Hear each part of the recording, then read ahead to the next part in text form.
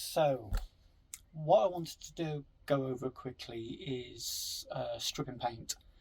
Now, there is lots of different ways of doing this, and the method I'm going to show you isn't really the most cost-effective way,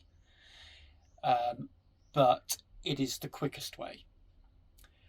The other drawback is it can get a little bit messy. So I've got a couple of parts here that I've just done an absolutely appalling job at painting. It happens, we all do it. And I've decided that I want to strip them back and start again.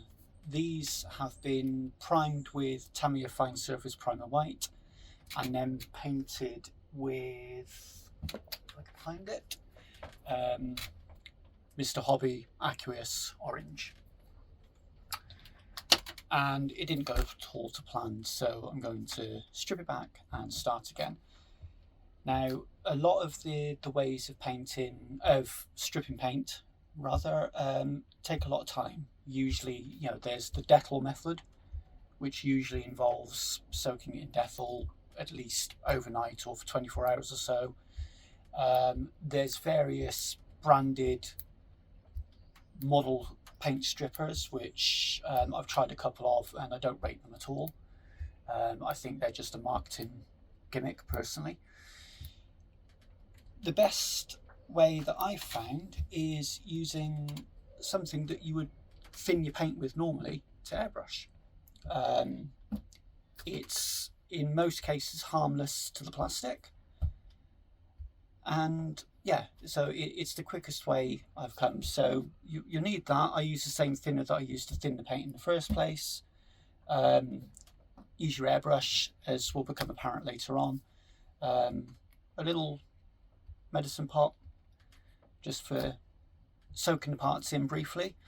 I should also point out this method is probably only suitable for smaller parts. For larger parts it does get very, very messy. And it just involves basically just piping neat thinner onto your part through an airbrush. This one, however, we're just going to pop them in and soak them for a couple of minutes.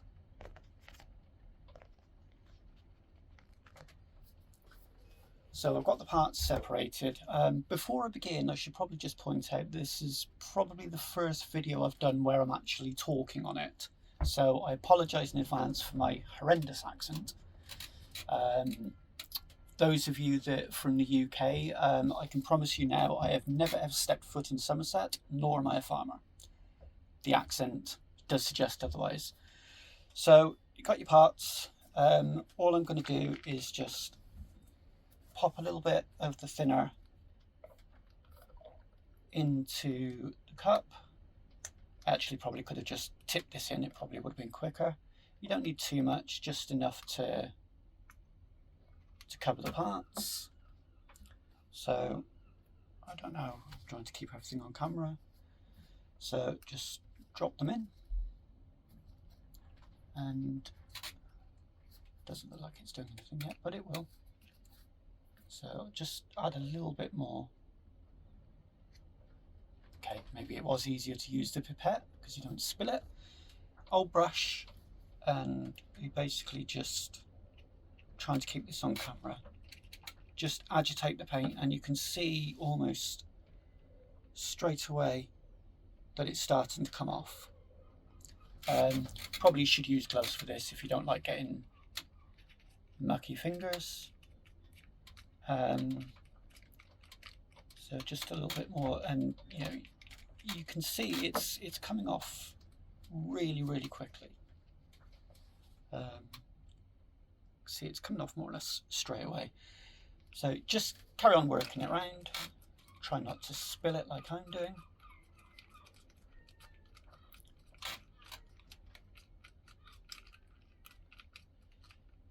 Doesn't take long, this at all. There is a slightly different way of doing it where you can just airbrush it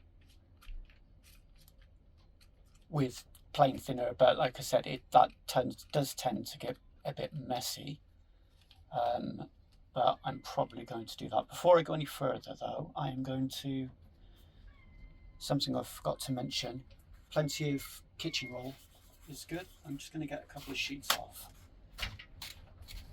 just so I don't make too much of a mess of my spray booth. Let's just set this aside, and then you can get a piece out, and you can see the back's almost clean already because that just had primer on. The front's coming off pretty well.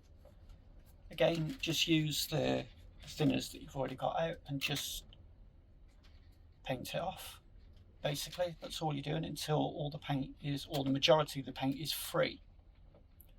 The trick is here is not to let it dry, because the paint will just dry again.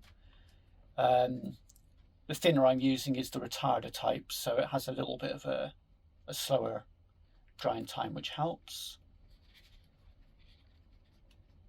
Just agitate it all off. I'm going to leave the other part in soaking while I do this bit.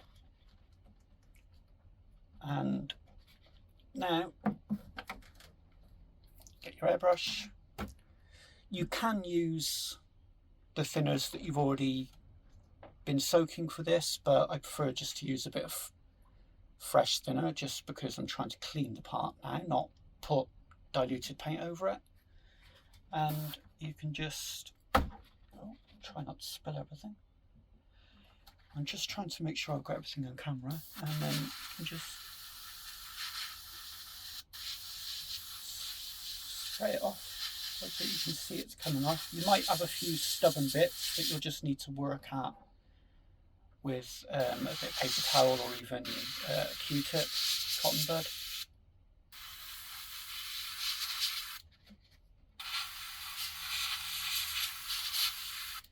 So just get another piece of paper towel,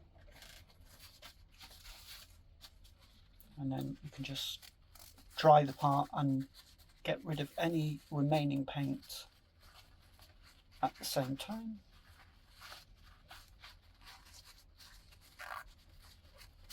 I find this method useful if you've got, you know, how some older kits have, you know, they used to use different release agents to get the molds out, and if, like me, you don't always wash your kits first, or forget to, because you're used to dealing with more modern kits where you don't need to, and you do end up having a paint reaction, this method has the added advantage of helping to clean the part in the first place as well.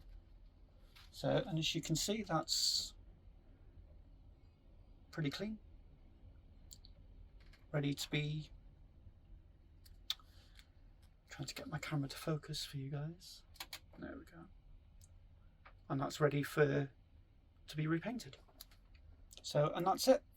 That's all there is to it. It's quick, it's simple. Like I said, it's not always the most cost-effective way of doing things. But if you're a little bit impatient like me, it is the quickest. So, hope that helps. Thanks for watching.